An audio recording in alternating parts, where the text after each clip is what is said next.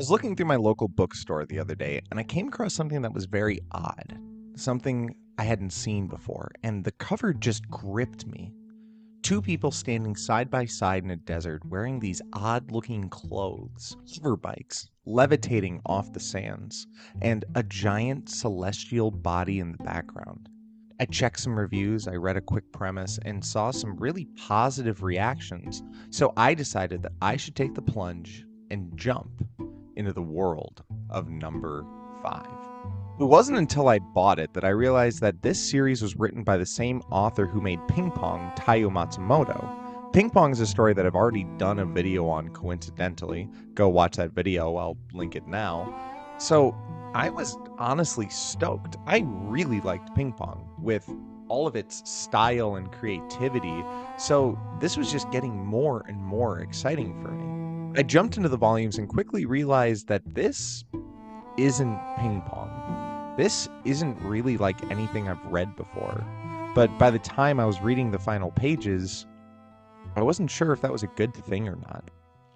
Taiyo Matsumoto is a different kind of mangaka, to say the least. I would venture to say that while I haven't read all of his works, if I've learned anything about Matsumoto in my journey through reading two of his most famous works, it's that he's not a conventional storyteller. Not many authors choose to portray the sport of ping pong. His first big work, Tinkan Crinket, follows young boys fighting the Yakuza. And then number 5 is a different beast altogether. The premise of number 5 is that we're set in a post-apocalyptic world where a vast majority of the planet is covered in deserts. From that, the elites of the world utilize a man dressed in a giant bunny suit named Papa, who utilizes some of the most advanced genetic bioengineered science to create the Rainbow Council, a group of superheroes that are entrusted with keeping the peace and protecting the planet. Forged to become superhuman from birth, their abilities far pass anyone that is a mere human. Each of these superheroes is given a code number that they're referred to by, and the titular protagonist of the story is number 5. We're first introduced to him as a legendary sharpshooter who, for unknown reasons, defected from the council, killed one of the other members of the Rainbow Council, and kidnapped a girl named Machirio Shaka. Before getting too deep into it, and I do not say this lightly, I will say that there is no story that you have ever read that is drawn, formatted, and paneled like number 5 is. As soon as you make your way through the first pages, you are very quickly and intensely hit by Matsumoto's art style. He has a way of making even simple things stand out. When portraying simple pieces that you would see in your everyday life, when reading, you keep getting pulled in to look at the panel for just a fraction longer than you intended. This fox is up on its hind legs, but where it's standing is interesting. We see it looking through an abandoned window.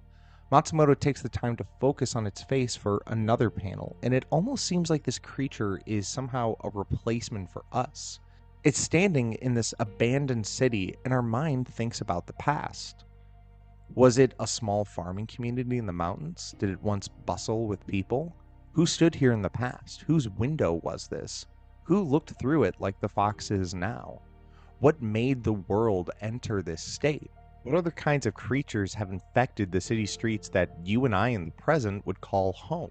Because of this, the dead cities feel alive, and it's just a fantastic way for the reader to look at how the world is transformed from the one that we know and love. But the most impactful art throughout number 5 comes from its almost hallucinatory nature of what's portrayed on the page.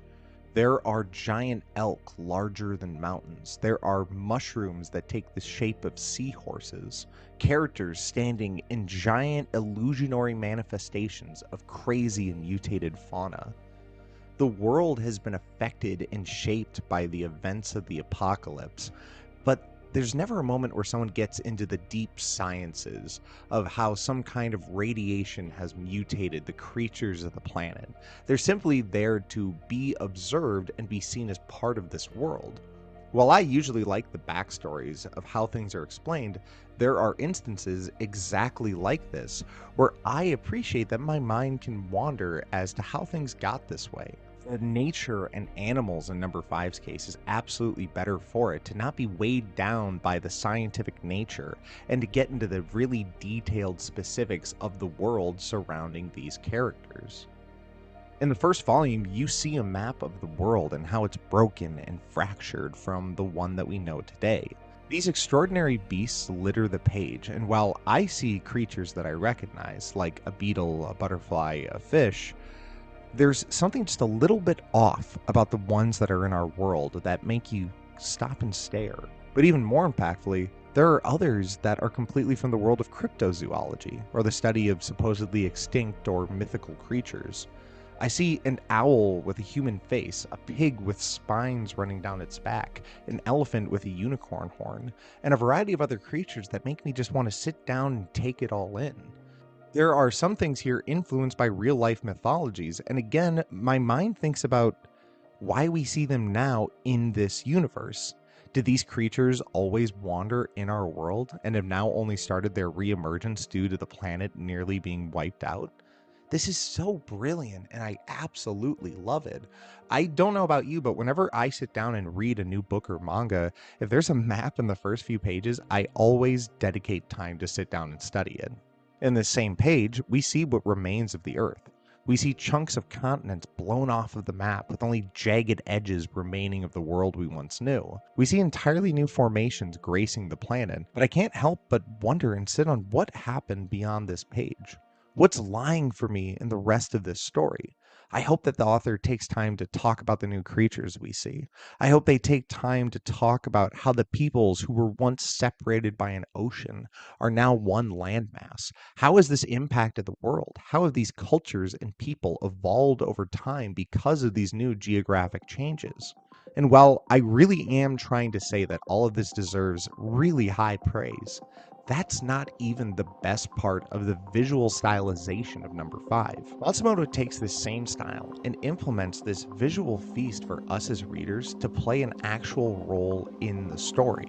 What we see in and outside of the panels are actually perceived images of the characters themselves as manifestations of the Rainbow Council's superhero powers. We learn that they create a sort of hive mind where they are connected telepathically, where their emotional stresses, desires, and fears infect the other members of the group.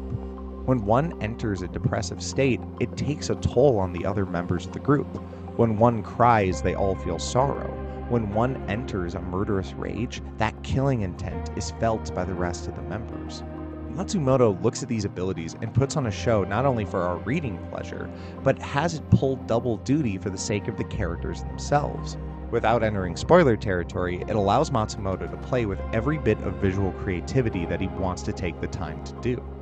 But it's unfortunate that the visuals of this story lead me down the road to a manga that just wasn't for me. When talking about any story, I will wholeheartedly argue that a good premise will make or break any desire that one has to even pick up a story.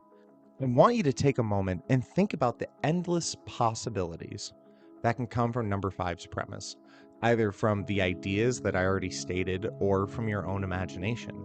In a post-apocalyptic world, what has changed and is so different from our world? We come to a time where the apocalypse happened long ago, so how have things been affected? How have cultural norms shifted? How have these communities conflicted, allied, betrayed, and gotten back with each other? We see some changes in things like language, but with how this nearly world-ending event nearly broke the planet, what scars do the people still feel because of the past? In what ways do they act different from you and I? It's questions like these, along with a variety of others, that enter the front of a reader's mind and ones that want some form of satisfaction while reading that story. In any piece that I read, I really try to put myself in the mindset of those who are in it, and I try to look for the answers to my questions. By creating a setting, how are you using this to impact the world of the people in it? When they come into contact with something that is dangerous, mystical, or otherwise otherworldly, I want to know why the characters act the way that they do. I want to know in what way their lives are reshaped when these important events happen to them. I think Matsumoto's greatest flaw in number 5 is because when we finally start to get to the answers to just a small handful of questions, even things such as why did number 5 betray the core? You're already several hundred pages in, and even then, it's not fully satisfactory. You go, okay, then why? And then what about after that? And after that? On top of that, I found a lot of the story elements to be extremely confusing. I was afraid to not finish a volume in one setting. When I was making my way through the first volume and I came back to where I had left off, I had to jump back about 20 or more pages multiple times just to get a sense of what was happening.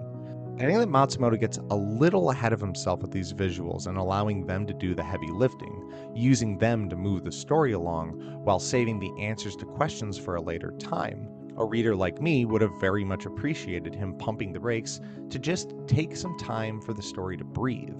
It makes me wonder what this experience would have been like if I was reading this monthly as it was released, and I honestly can't say whether I would have stuck with it or not. While earlier I praised number 5 for not getting into the nitty-gritty details of why the creatures of this world are the way that they are, it got to a point where basically none of the plot points, character motivations, or relationships were being explained at all. Or when we finally got to that cathartic moment of the secrets being revealed, it was being pushed back until the back half of the final volume. There's a time and a place for an explanation, or a lack thereof, and I feel like Matsumoto just kind of struck out in that regard. At some point, I was convinced that Matsumoto was just completely unconcerned in giving us deeper character motivations for our main figures in the story until just before the clock struck midnight. You find yourself going through dozens or maybe even hundreds of pages within a story that doesn't seem to be interested in explaining itself in any meaningful way, and it's because of that, I just know that this story isn't for me. I was not written in mind for this. And it's so sad because I really wanted to like number 5, and there are so many things to love here. I had to avoid making the visual art style section of this video 20 minutes long. I wasn't even able to get into the way that he makes fight scenes either beautifully quick and efficient or just absolutely brutal and visceral. The highs of this series deserve to be praised from a mountaintop, but the lows are something that makes it land back at the bottom like Sisyphus's boulder. But at the same time, I can't help to think that maybe this isn't what you, the viewer, read manga for. Everyone is different, and everyone has their own tastes, likes, and opinions. Maybe this is a godsend of manga for you. It was for a lot of the reviews that I read before I bought it. Maybe I'm not smart enough to fully grasp the story as it was going along, or maybe you just don't feel the same way I did. Maybe the things that bugged me weren't even an issue for you. I just know that it wasn't my kind of story, and that's okay. I just know that, hey, wasn't my kind of story. And that is totally okay. There's so much to like here, but at the end of the day, I can close my volumes, put them back on the shelf, be happy that I read them, and learn from this experience. It makes me think about Matsumoto's other work that I already reviewed, Ping Pong, and while I basically did nothing but praise that entire work, Ping Pong might not be your cup of tea. And what's important is that I wouldn't get offended by that opinion. I wouldn't be hurt by that, because I can just move on knowing that it's different for every reader. Whether you're making your own comic or you make YouTube videos on the internet about comics, you're not going to win everyone over. There's always going to be people who think that something is wrong and dumb, and those who think that something is brilliant and smart. So I guess the best thing to say is that you are free to pick this up and find out for yourself. Honestly, you owe it to yourself to see the art that I praised earlier. I'll say that thus far through the videos that I've made, I've tried to stay away from negativity because I feel that I can write better and can express myself better about things that I like to talk about. I don't like to talk about manga that I don't like. I don't like to talk about things that I don't like. It doesn't really interest me to wallow in the folds of hating on something just to hate on it and feed that machine of outrage, and I really don't want that to be how this comes across. There's so much to like within number 5, but it just wasn't written for me. But it could absolutely be written for you. So that's all that I have for today. Thank you so much for watching. I recently passed 1,000 subs and I really couldn't believe my eyes. I try not to think too much about the numbers on the screen, but I'd be a total liar if I said that I wasn't constantly refreshing the page at 999. If you've already subscribed and you were part of the 1000, thank you so much. I really hope that this has lived up to your expectations thus far. If you're not subscribed, consider liking and joining to see more videos like this, breaking down what makes manga, comics, and anime just so damn cool. Ignoring the first very large chunk of this channel, I now make videos monthly, and I really can't wait to talk to you about the next one coming down the pipe. I'm also going to start playing around with some shorter form content on things that don't necessarily need a full essay, so let me know what you think of those when they come along. I won't promise those at any kind of frequency, but I do promise that it will never start to clog your subscriptions page. So, thank you so much for tuning in. This has been Panel Flow.